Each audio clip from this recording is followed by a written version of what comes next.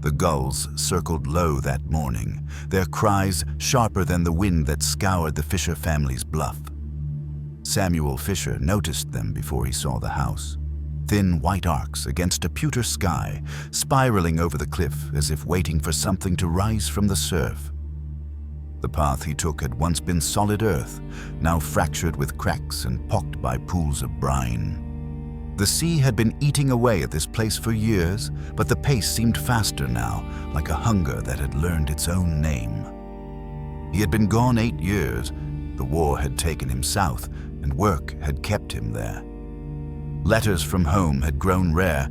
The last bore only a few short lines from his mother, ink running as if written in haste, urging him to come before winter. The house came into view.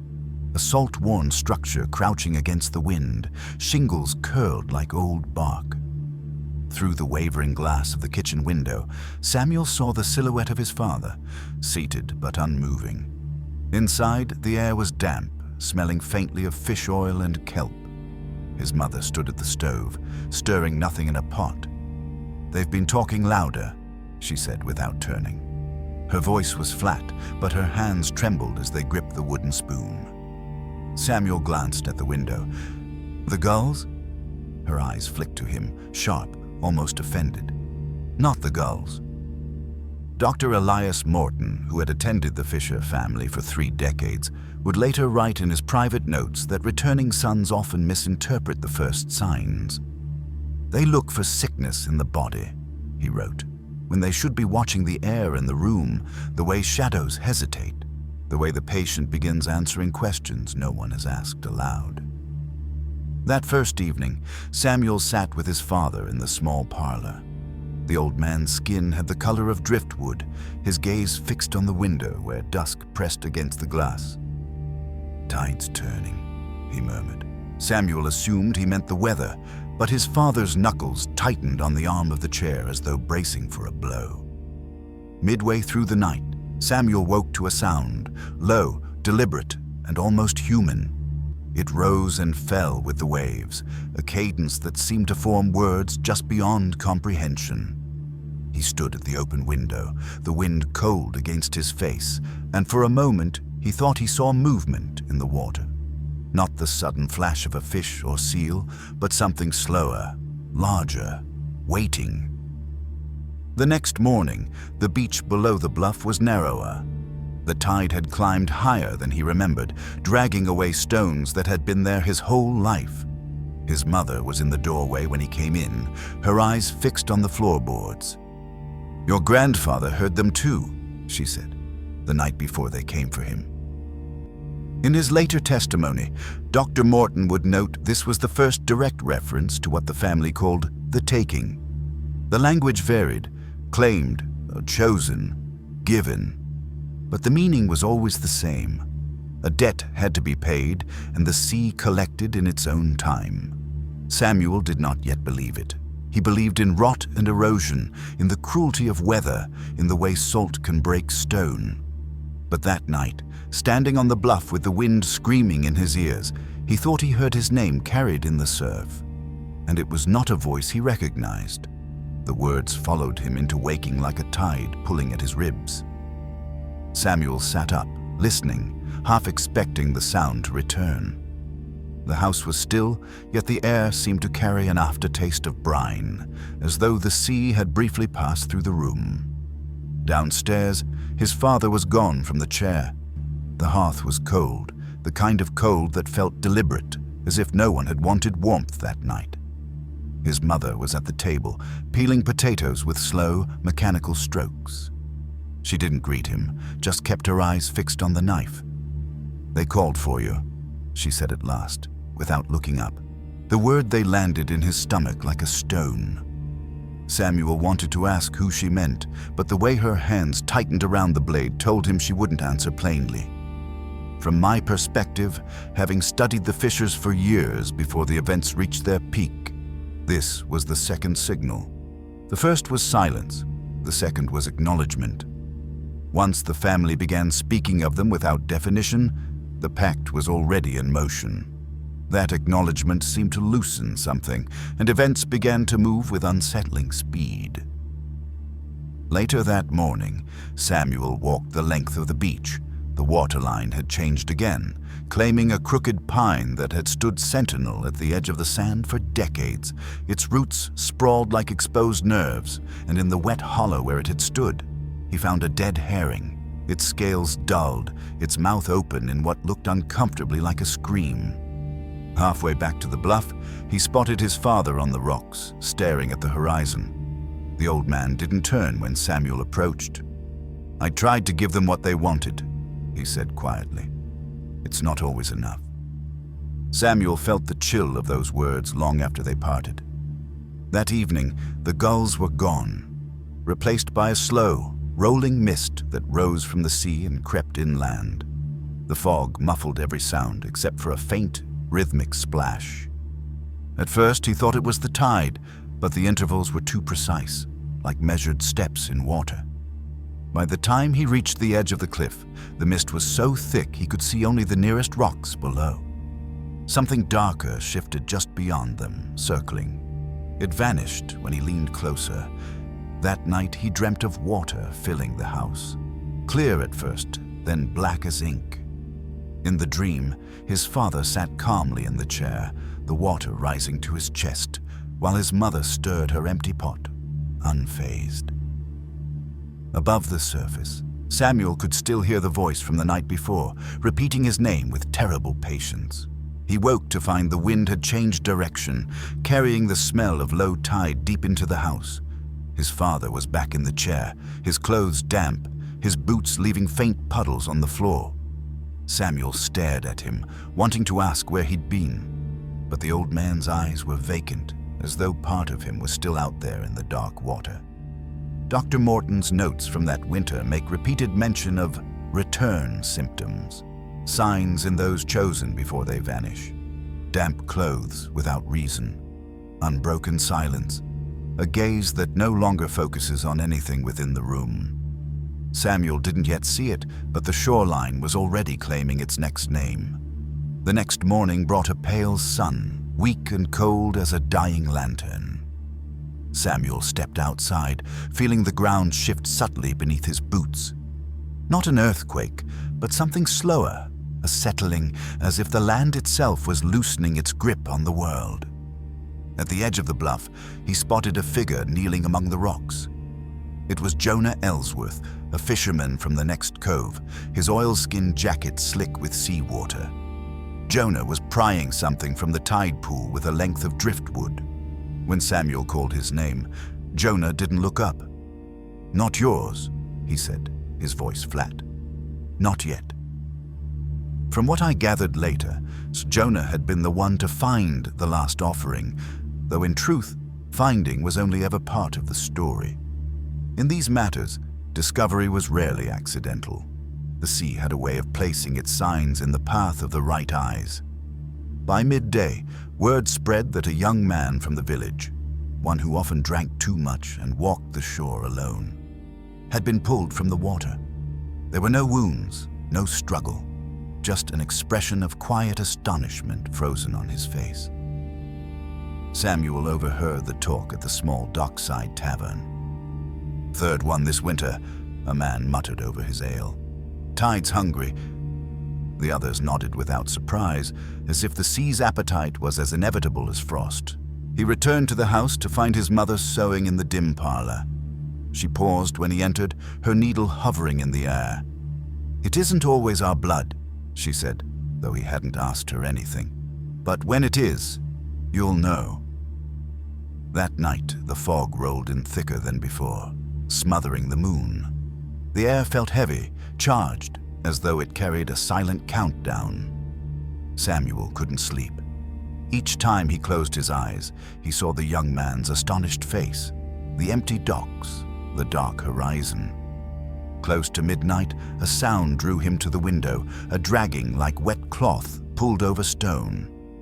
On the shore below, barely visible through the mist, a shape moved awkwardly along the sand. It was tall, but its gait was wrong, each step bending too far at the knee. He blinked, and the figure was gone. Only the tide remained, licking at the base of the bluff. Dr. Morton's records describe a phenomenon he termed the courtesy of warning. In his view, those marked for the taking often glimpsed what was coming, not clearly, not long enough to prepare, but just enough to understand the futility of escape. The following day, Samuel tried to speak with his father about Jonah, about the drowned man, about the strange figure on the beach. The old man's answer was a rasped whisper. "The sea's been patient, too patient. It's why the ground's falling away faster now." Samuel stared out at the horizon, the water dark as polished slate. The idea took root in him then, an unease that the erosion wasn't just nature's work, but part of the pact itself. If the family failed to feed the sea what it was owed, it would simply take the land beneath them until nothing remained. That evening, he stood again on the bluff, the wind biting at his face, and imagined the water inching closer with every breath. The gulls had returned, circling low as though they too sensed what was about to happen. And in that moment, Samuel began to wonder if the sea had already chosen him. The thought clung to him through the night, pressing against his ribs like the memory of a held breath. He awoke to find the window ajar, though he was certain he had latched it. Salt hung heavy in the room, thick enough that he could taste it on his tongue. Downstairs, his father sat with his back to the door, shoulders drawn up as if to guard himself from something behind him. Samuel stepped closer, but the old man spoke first, his voice barely a thread. "If it has chosen you, you mustn't run. Running makes it worse." Dr. Morton, reviewing his field notes years later, called this the third stage of Fisher submission, the point at which the chosen's survival is no longer a question of will, but of ritual. Fear, Morton observed, was permitted, even expected. Resistance, however, only deepened the debt. That day, the wind shifted inland, carrying the scent of rotting kelp. Samuel watched from the bluff as Jonah Ellsworth rowed in, his small boat listing under the weight of something wrapped in a dark tarp. Jonah dragged it up the sand without ceremony, pausing once to glance up toward the house. Their eyes met for a moment, and Samuel saw no curiosity in Jonah's face, only grim recognition. By mid-afternoon, the mist thickened again, curling low over the tide pools like breath over glass. The gulls screamed above it, restless, darting between the gray waves and the pale sky. Samuel tried to distract himself with repairs to the shed, but every hammer strike seemed to echo too loudly, as though the air itself were thinner, unable to hold the sound. That night, his mother came to his room carrying a small wooden box. She set it on the table and sat without speaking. When he finally lifted the lid, he found inside a rusted compass, its needle quivering despite the stillness. Beneath it lay a strip of faded cloth, stiff with salt. "It was your uncle's," she said, her eyes fixed on the floor. The night before they took him, the compass spun without stopping. He followed it to the shore.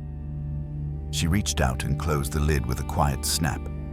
"If it starts again, don't follow." Morton's testimony records several similar accounts, objects behaving as if caught between the pull of the land and something stronger, deeper. He noted that families with long pacts often kept these items hidden, not as charms, but as warnings. Close to midnight, Samuel woke to a steady tapping. At first he thought it was the compass in the box, but the sound came from the window. When he drew back the curtain, he found Jonah standing outside, his face pale in the moonlight. "You should come," Jonah said quietly. "The tide's brought something in. I think it's for you." They walked the narrow path to the beach, the wind pushing against them with a strange urgency.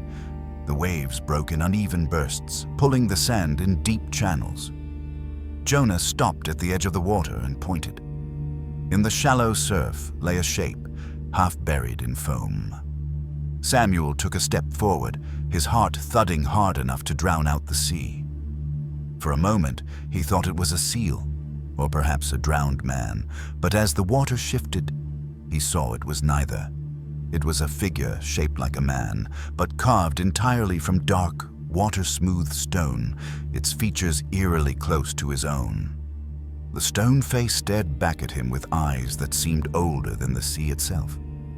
Samuel knelt in the surf, the cold biting into his legs, but he could not look away. The stone's features were impossibly exact. His own brow, the same curve of his jaw, even the faint scar near his left temple from when he'd fallen off the dock as a boy. Only the eyes were different, deep, dark hollows that seemed to swallow the moonlight. Behind him, Jonah shifted uneasily. "You shouldn't touch it," he said, but his voice carried no conviction. "Sometimes they leave things to see if you'll claim them." Samuel didn't ask who they were. The answer was in the way the tide pulled at the statue, rocking it gently, almost tenderly, as if coaxing it back. He reached out anyway, his fingers grazing the wet stone. It was warmer than he expected. From my later interviews with Jonah, he admitted that moment felt like a binding, something unspoken passing between Samuel and the water. He claimed the stone's arrival marked a change in the pact, a sign that the sea was not merely taking from the fisher line, but shaping it in its own image. By dawn, the statue was gone. The tide had taken it without a trace. Samuel searched the beach until the mist burned away, but found only seaweed tangled in the rocks. When he returned, his mother was waiting on the porch, her face pale. "They showed you," she said, not as a question. "That means the choice is close." Inside, his father was silent, watching the fire as if he could read some private prophecy in the flames. The air between them was thick with unspoken understanding that whatever was coming could no longer be delayed. The village seemed to sense it too. People stared a little longer when Samuel passed, their conversations cutting off as he approached. In the tavern, he overheard snippets.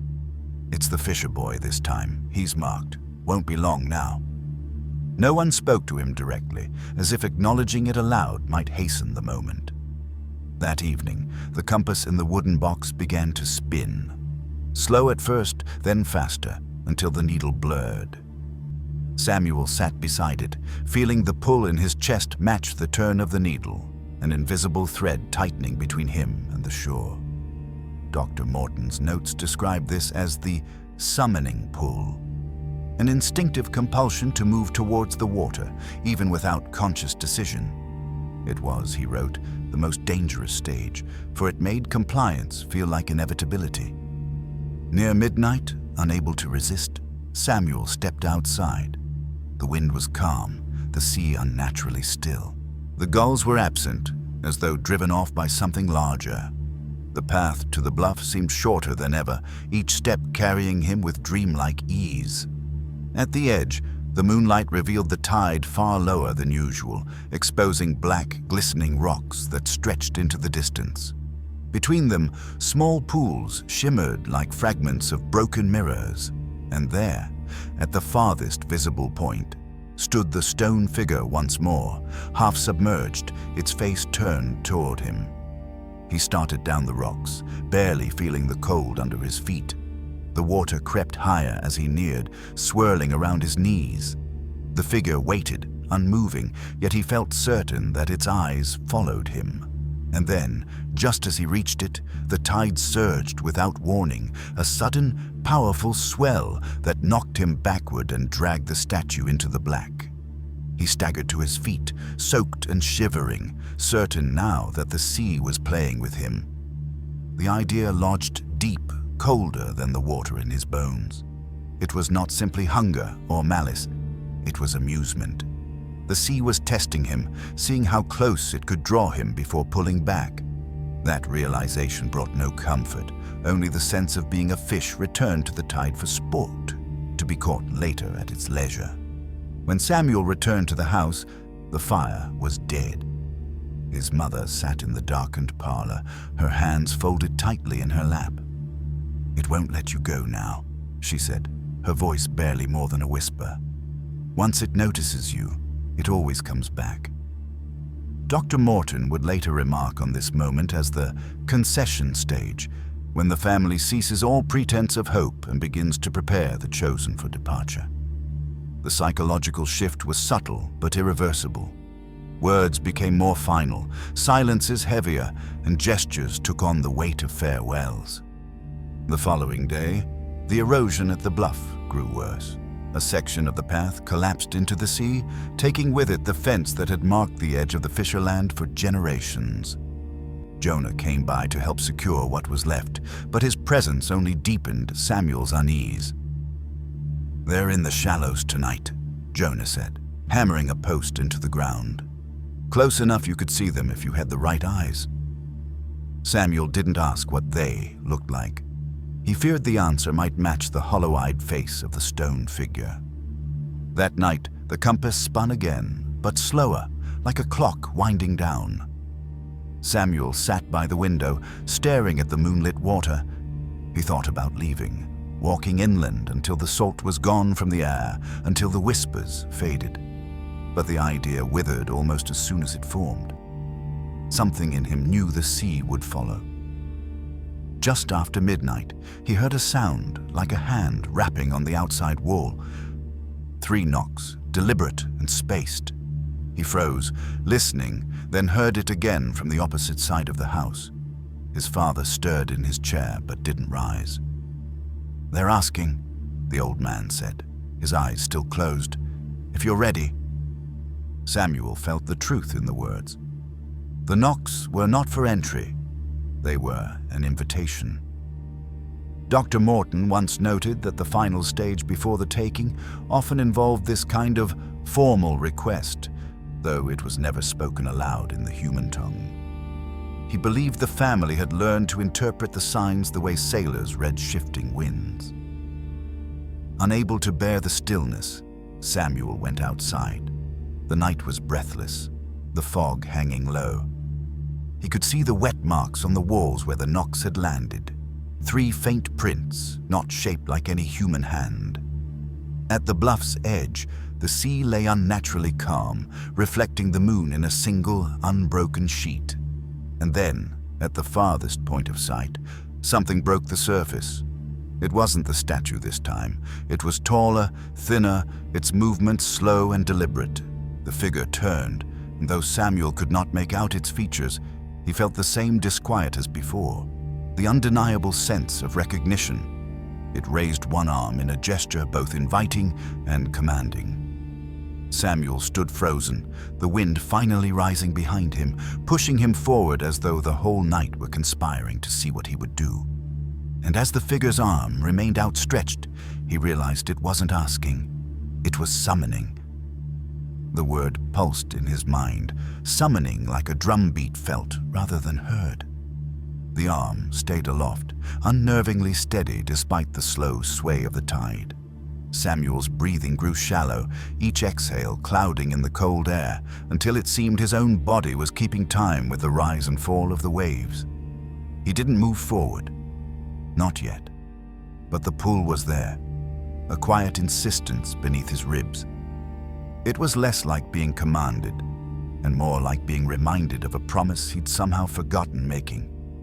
From what Jonah later told me, he had been watching from the village path that night, hidden by the fog. He said Samuel stood at the cliff's edge for nearly an hour, unmoving, before turning away. "It looked," Jonah said, "like he was arguing with the water." When Samuel returned to the house, the lamps were all extinguished. His father sat in darkness, his voice coming from somewhere just beyond the glow of the dying hearth. "They'll give you a night," the old man murmured. "Sometimes 2, but that's it." The following morning, the bluff was crawling with gulls, their wings beating the air in restless bursts. Samuel found Jonah on the shore, hauling in a small net heavy with writhing fish. Jonah's eyes flicked to the horizon before settling back on Samuel. "I wouldn't wait," he said. "If they've shown themselves, you're already late." Samuel didn't answer. His mind had been gnawing at a question. Why him, and why now?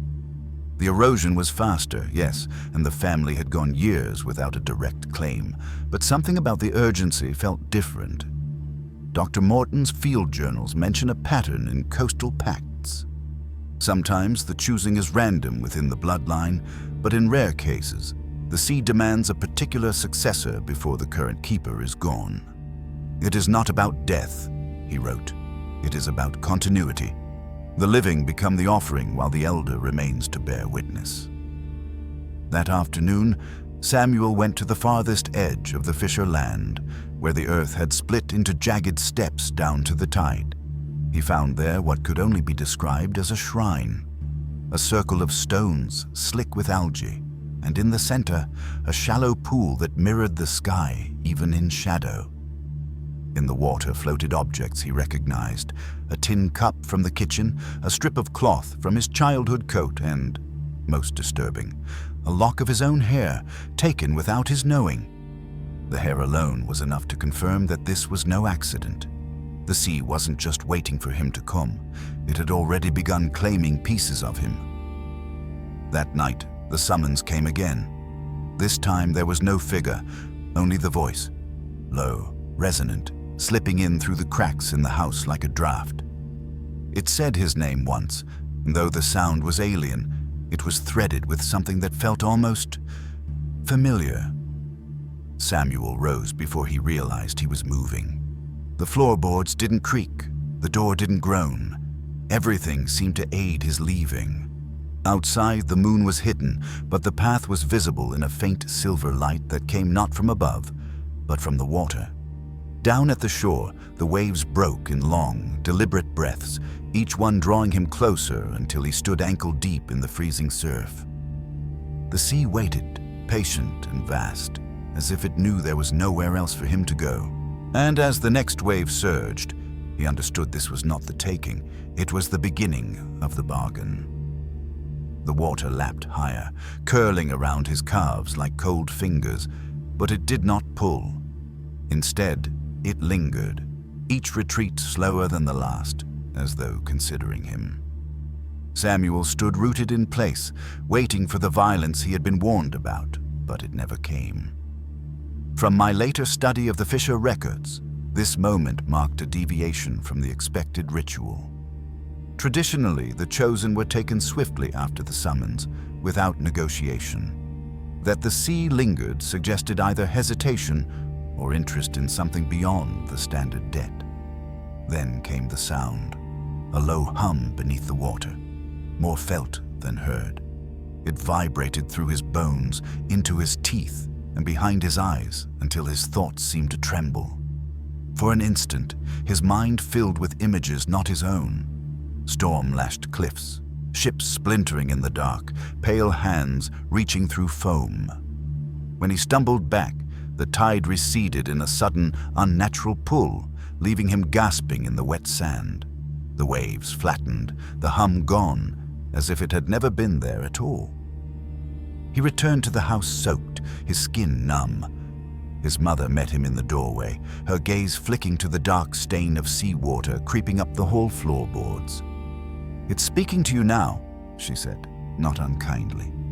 "That means it wants something." Dr. Morton would later write that pacts evolve over time, becoming less about fixed terms and more about opportunity.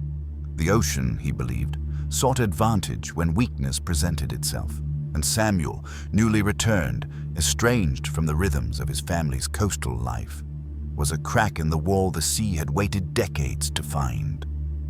The following day, Samuel found Jonah at the dock, mending a net. When he described the hum and the visions, Jonah stopped his work and stared out at the horizon.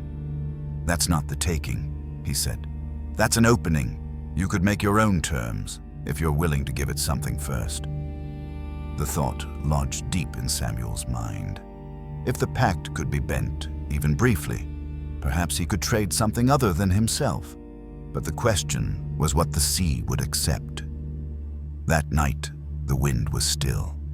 He walked the cliff path with the compass in his pocket, its needle twitching faintly toward the shore.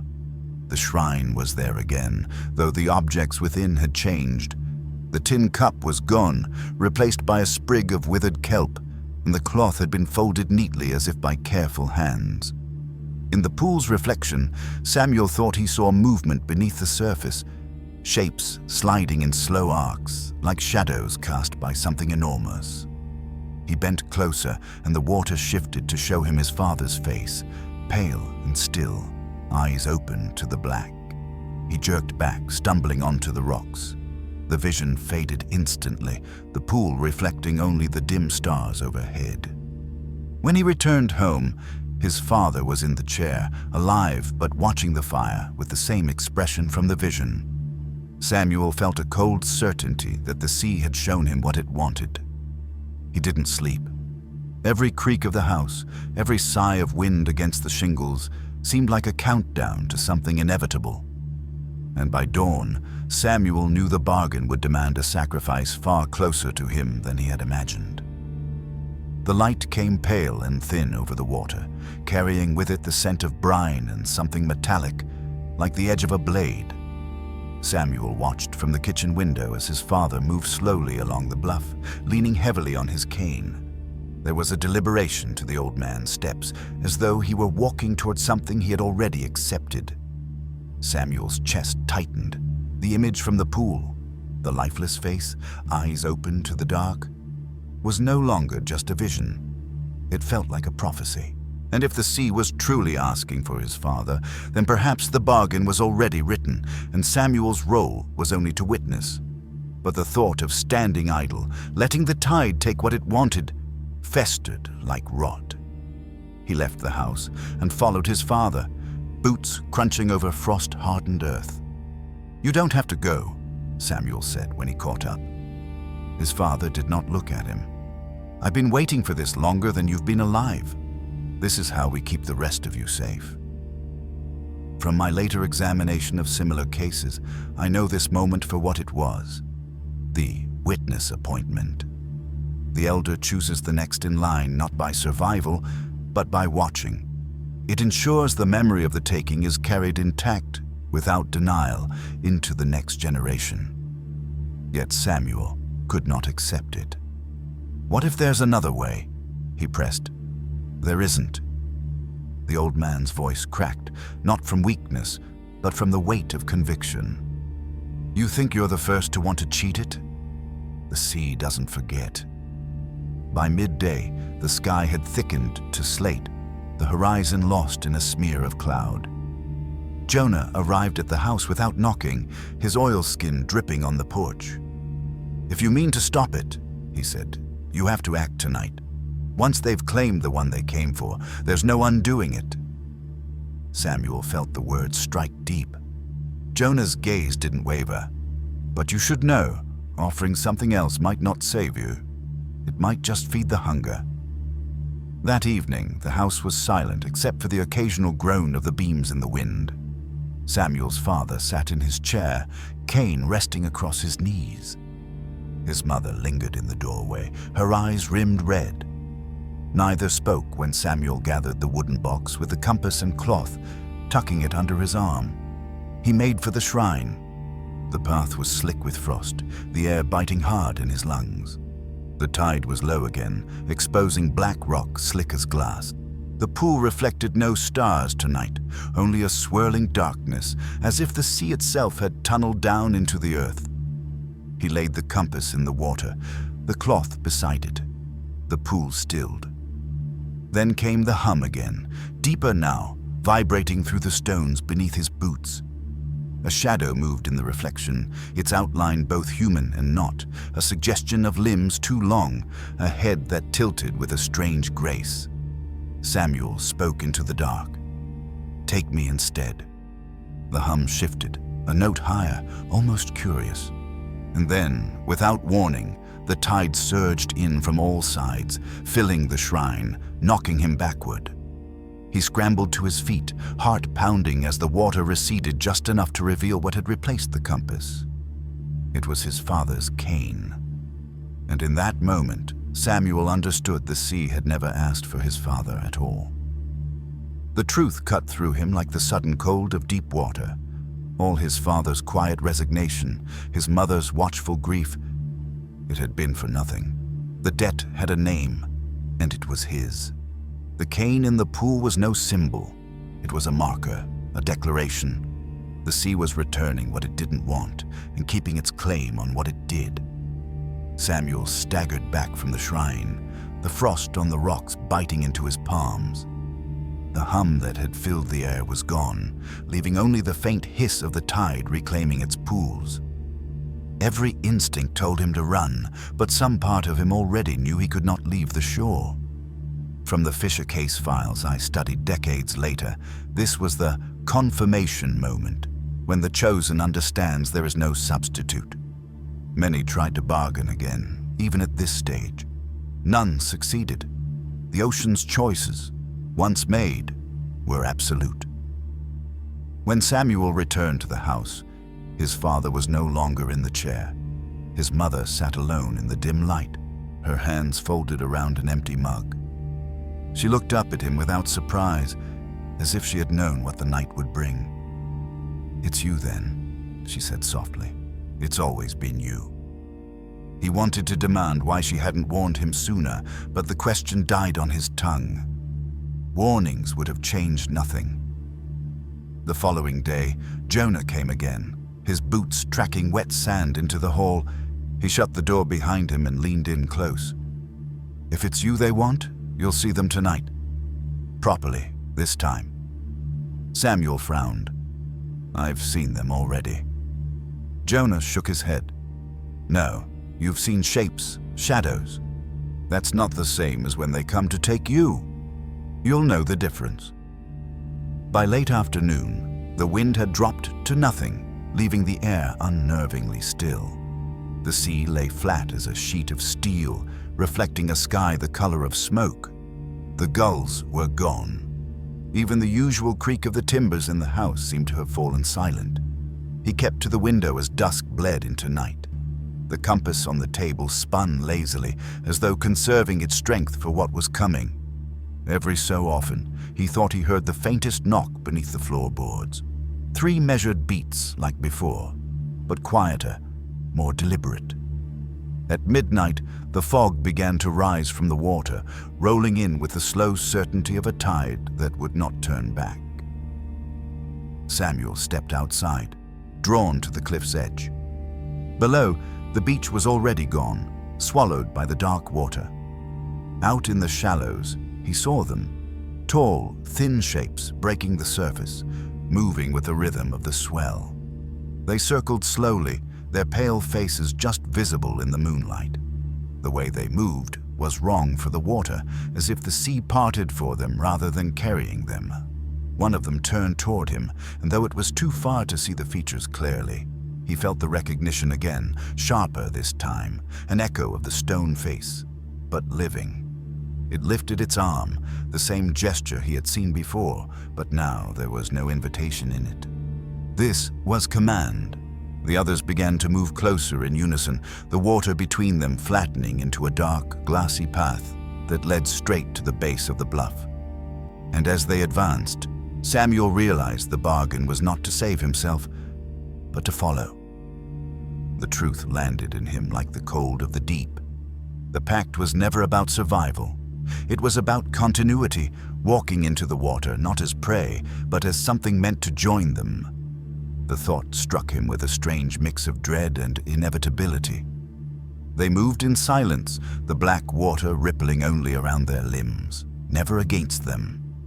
Each step forward seemed to narrow the space between them and Samuel's own heartbeat.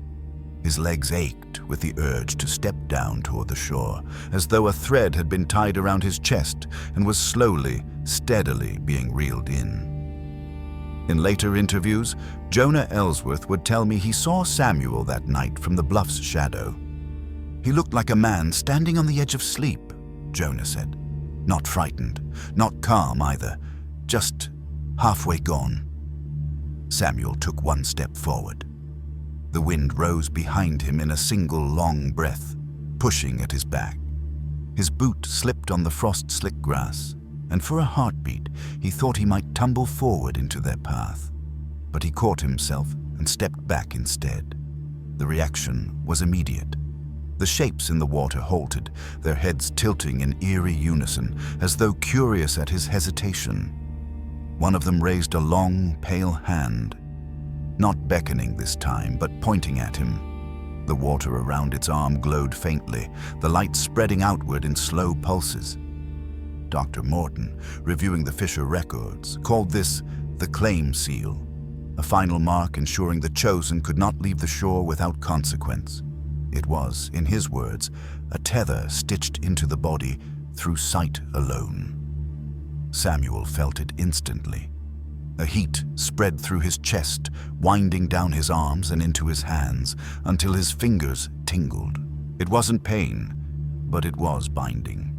Then, without warning, the figures turned and began to retreat into the mist. The path they had formed across the water collapsed behind them, swallowed by small, deliberate waves. Within moments, they were gone. He stood there, the tingling in his hands, fading into a strange emptiness. Only then did he realize how quiet the night had become. No wind, no waves, no sound at all. When he returned to the house, his father was awake, sitting by the cold hearth. His eyes moved to Samuel's hands, and he nodded once as though confirming something he had suspected all along. "They'll come for you on the lowest tide," he said. "That's when the way opens farthest. You'll follow whether you walk or are carried." Samuel's mother appeared in the doorway, her face pale and set. "You could go inland," she whispered. "But you wouldn't get far. The pull's in you now." The rest of the night passed in silence.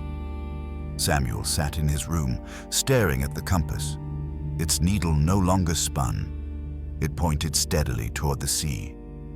By dawn, the frost on the grass had turned to ice, and the horizon was obscured by a wall of mist. The air felt heavier, as if the day itself was holding its breath. Jonah arrived before midday, his expression grim. "If you mean to do anything," he said, "it has to be tonight. Once the tide's at its lowest, there's no stopping it." Samuel said nothing. He knew Jonah was right. The choice was no longer whether to go, it was what to bring with him when he did. And in that grim certainty, Samuel began to plan the only defiance left to him. It was not the kind of plan born of hope. It was the desperate architecture of a man who understood the rules could not be broken, only bent in ways that might leave a scar. If the sea meant to take him, then he would go, but not as they intended. He spent the afternoon gathering what little he thought might matter: the rusted compass, the strip of salt-stiff cloth, and a shard of black rock chipped from the bluff's edge. He slid them into the wooden box, securing it with twine. The items were not weapons. They were symbols, each carrying its own history with the water. From the records I've examined, defiance in Fisher pacts almost always carried a price. In rare cases, those who entered the water with their own offerings returned changed, still themselves, but altered in ways no one could fully name. In most cases, they never returned at all. As dusk fell, Samuel sat across from his father in the parlor. No words passed between them, but his father's gaze lingered on the box. At last, the old man spoke. "You're thinking about what you'll leave behind." Samuel didn't confirm or deny it. His mother's shadow moved in the doorway, silent but listening. By nightfall, the fog had begun to coil low over the bluff, swallowing the path in shifting bands of gray. Jonah met him at the edge of the yard, carrying a lantern whose light barely pushed against the mist. "You know you can't fight them," Jonah said quietly. "I'm not fighting," Samuel replied. "I'm changing the terms." They made their way to the cliff. Below, the tide was already retreating, revealing the black, glistening stones. And there, in the distance, stood the figures, waiting on the newly exposed path of sand and rock. The pull was immediate, stronger than before. It tightened in Samuel's chest, urging him forward with every step. He clutched the box as if it were an anchor, though he suspected it might just as easily serve as an offering. Halfway down the path, the shapes began to move toward him. The sea stayed unnaturally still around them, the waves frozen in mid-breath. Samuel could see their faces now, pale, smooth, almost human but for the depth of their eyes, black as the water itself. One figure stopped directly before him, its head tilting in that unnerving, deliberate way. Its gaze fell to the box in his hands. Samuel knelt and set it on the wet stone, pushing it forward until the tide lapped at its edges. The figure crouched, long fingers brushing the lid. When it opened the box, the glow from the lantern seemed to dim, as if the objects inside had swallowed the light. A sound rose from the water, a low, layered note, like many voices speaking in unison from far below. Then the figure straightened and extended its hand to Samuel. Not a pull this time, but an offering. Jonah's voice came faintly from the path behind him. "You don't have to take it." But Samuel did. The moment his fingers touched that cold, impossibly smooth skin, the sea surged forward, closing over his legs, his waist, his chest. He did not resist.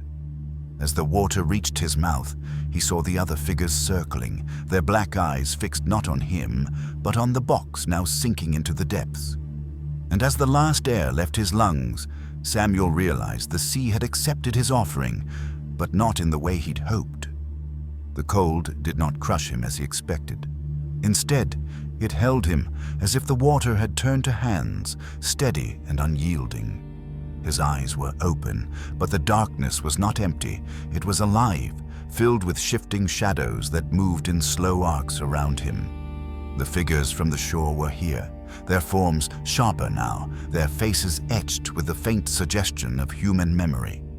He tried to speak, but the water claimed the sound before it left his lips. One of the figures drifted closer, its long fingers brushing the side of his face, not unkindly. In that touch came the understanding. The offering had been taken, but the bargain had shifted. Samuel was no longer merely a debt to be collected. He was to be carried somewhere deeper. Dr. Morton's later notes describe this phenomenon as the acceptance descent, an event so rare in coastal pacts that it appeared only twice in documented history. The chosen were not drowned in the traditional sense, but transported into an intermediate holding, a place between the living shore and the final depth. Morton speculated this was the sea's way of testing whether the chosen could serve a purpose beyond mere consumption. Samuel felt the current take him, not upward or downward, but outward, as though the coastline were bending around him. He expected fear, but what came instead was a strange clarity. He could feel the path of the tide, the push and pull of the moon above, the weight of storms forming miles away. When the darkness broke, he was lying on wet stone beneath a sky he did not recognize. The air was still and thick, carrying the faint scent of salt and something older, almost metallic. All around him, the water pooled in black channels, and in those pools, faint shapes moved, pale, half seen, like the memory of faces pressed into the surface. The figures stood in a loose circle around him, silent. One stepped forward, the same that had taken the box from him. In its hand was the compass, the needle now steady and pointing toward a narrow channel that cut into the rock. Samuel rose unsteadily. His clothes clung to him like a second skin, but the cold no longer reached him. Without words, the figure gestured toward the channel. The pull was there again, but it was different. Less like a tether, more like an invitation to cross a threshold. Jonah's voice came to him, not through the air, but in memory. Once they've claimed the one they came for, there's no undoing it. Yet the thought that rooted in Samuel's mind was not of ending, but of entering. He stepped into the channel. The walls closed in, slick with algae, and the water rose quickly to his waist. In the dim light, he could see carvings in the stone, spirals, waveforms, and shapes that might have been ships, or might have been the bones of fish. At the far end, the channel opened into a cavern where the sea moved in slow, deliberate breaths. Here, the figures stopped. The one with the compass placed it in his hand, closing his fingers around it with a weight that felt ceremonial. In that moment, Samuel understood. This was not release. It was induction. The sea had accepted his offering because it intended to make him part of the pack's machinery, a living agent bound to its will. And as the cavern darkened with the turning tide, Samuel realized he had not escaped the fisher curse. He had inherited it. The thought settled over him heavier than the water above. Inheritance meant permanence. This was no fleeting punishment, no single night's reckoning. The curse was a role, a responsibility, a sentence that stretched forward into years he might never see in the same light again. The figures did not move, yet he felt their attention like a weight on his skin. One stepped forward and placed a hand over his heart. The touch was cold, but it burned in its stillness, a brand made not with heat, but with the knowledge that it would never fade. From his later accounts, pieced together from Jonah's fragmented recollections, this was the binding mark. Those chosen to inherit were not merely claimed, they were given the sea's authority to collect on its behalf. Morton believed such agents were used sparingly, only when the ocean needed precision. The compass in his palm quivered.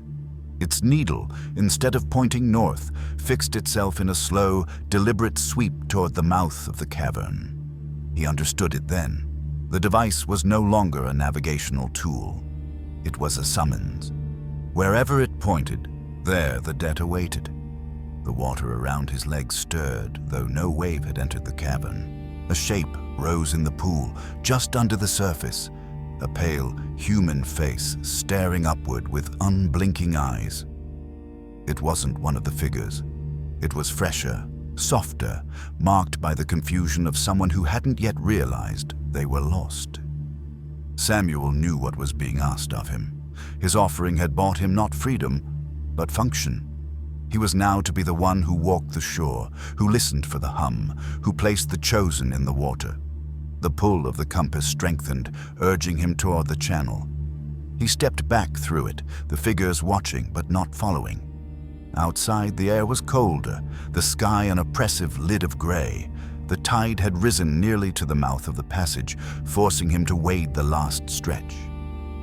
When he emerged onto the open rock, the bluff loomed in the distance, blurred by mist. A single figure stood there, Jonah. His lantern's light was faint against the pall of fog, but Samuel knew without doubt that Jonah had been waiting for him. "You're not the same," Jonah said when Samuel reached him. "No," Samuel replied, "and neither are you." Jonah's eyes flicked to the compass in Samuel's hand. "Then it's true. They've made you their hand." Samuel said nothing, but the silence between them was an answer. They walked back to the Fisher house together. His mother was at the table, staring into an empty mug as though she could see the tide moving in it. She looked up once, meeting his gaze, and in her eyes, Samuel saw recognition, not of the change itself, but of the inevitability that had always been there. Dr. Morton would later record that inheritors often returned home briefly to set their affairs in order before the first call came. Some were gone within hours, others within weeks, but the sea always called and the compass always pointed. That night, Samuel sat in the parlor, turning the device slowly in his hand. The needle shivered, then locked in place, toward a point along the coast he knew well. And as the needle fixed itself, Samuel understood the sea's first demand was already waiting on the shore. The direction it pointed was unmistakable. South along the coast, toward the jagged inlet where the tide pooled dark and still. He had fished there as a boy, Jonah at his side, never knowing it was a place the sea might one day claim for its own purpose. The pull began before he left the house. It was not just in his chest now, it was in his bones, a deep vibration that matched the slow heartbeat of the water. His mother didn't speak as he passed her, but she reached out briefly, brushing her fingers over his sleeve. A farewell, without words. Outside, the fog clung low, heavy enough to make each breath taste of salt. Jonah walked with him, silent until they reached the first bend in the path. "Who is it?" he asked, his voice low, almost reverent. Samuel didn't answer. The compass told him, but saying the name aloud would make it final. From Morton's compiled testimonies, the first demand was always personal. Someone tied to the inheritor's life. It was the sea's way of sealing loyalty, ensuring that its new hand understood the depth of its reach. The inlet was quieter than he remembered. No gulls, no wind, just the slow, deliberate movement of the tide. In the shallows stood a lone figure, back turned, looking out toward the open water. Samuel stopped a dozen paces away. The compass grew warm in his hand. The figure turned. It was his father. For a moment, everything in him resisted. The logic, the pact, even the brand in his chest. But his father's expression was not fearful. It was calm, almost relieved. "You see now," the old man said. "This was always meant to be your work." Jonah stayed on the path, lantern dim in the mist. Samuel waded into the water, the cold biting higher with each step. His father didn't move away. "You won't be alone down there," his father murmured. "We never are." The sea stirred and the hum began again, low and resonant. Samuel felt the same hands that had held him before, guiding, steady, inevitable. His father closed his eyes and let the water take him, slipping beneath the surface without a struggle. The compass cooled in Samuel's palm. The needle spun once, then stilled. The pull eased, replaced by a quiet, heavy certainty. The task was complete. He returned to shore, the fog parting just enough for Jonah to see his face. "It's done," Samuel said, though the words felt foreign. Morton's final note on the Fisher line states that inheritors rarely last more than a handful of years before vanishing themselves. Whether they are claimed in turn or choose to walk willingly into the water remains unanswered. But the shoreline tells its own history. Sections of bluff gone overnight, old markers swallowed, the tide moving with a hunger too precise to be natural. Samuel stood on the bluff that evening, watching the horizon dissolve into shadow. The compass lay open in his hand, its needle already trembling toward another point. Somewhere down the coast, the second demand waited. He closed the lid and slid it into his coat. The path ahead was no longer a matter of choice. It was the work he had inherited, the current he could not swim against. And far below, the sea breathed, patient as ever. The story of the Fisher family's dying shores remains a tangle of whispers and tide marks, half believed in the village and entirely certain to those who have stood on that bluff. Some debts are paid in coin, others in blood, but the ocean remembers only the latter. What do you think? Was Samuel's fate sealed from the beginning, or did he choose it the moment he stepped into the water? Share your thoughts in the comments and follow for more tales where truth moves in the dark, just beneath the surface.